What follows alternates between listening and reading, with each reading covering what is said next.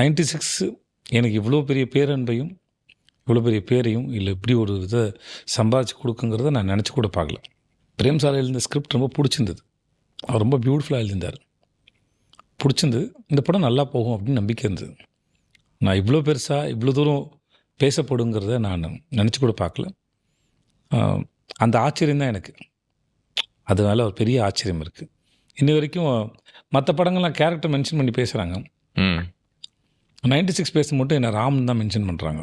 So அது நான் அவர்கிட்டயே சொல்லியிருக்கேன். நான் 96 மட்டும் ராமன் மென்ஷன் பண்ணி பேசுகிறேன். அது எனக்கு ரொம்ப ஆச்சரியமாக இருக்குது. அந்த படம் எனக்கு ஒரு பெரிய ஆச்சரியம் தான்.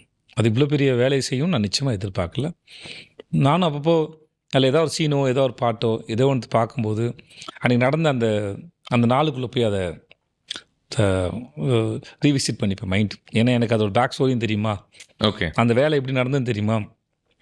அந்த மாதிரி நிறைய படங்கள், என்னுடைய படங்கள் ஏதோ ஒரு காட்சி ஏதோ ஒரு இடத்துல யூடியூப்லேயே ஏதோ ஒன்று பார்க்கும்போது நானும் அதை பிரேம் சொல்லியிருந்தாங்க. ஒரு போன ரவுண்ட் டேபிள் ஒரு கான்வர்சேஷனில் அவங்க வந்து பேசிகிட்டு இருக்கும்பொழுது, முதல்ல 96க்காக இந்த நாடு பூராக உங்களை வெவ்வேறு ஊர்களுக்கெல்லாம் கூட்டிகிட்டு போய் அந்த லைஃப் ஆஃப் ராமுக்காக நிறைய ஷூட்லாம் பண்ணிகிட்டு இருக்கும்பொழுது சார் சேதுபதி அவர் யோசிச்சுட்டு இருந்தார், என்ன நடக்குது இங்கே, என்ன இன்னும் எத்தனை ஊருக்கு நான் இன்னும் ட்ராவல் பண்ண வேண்டியிருக்கு.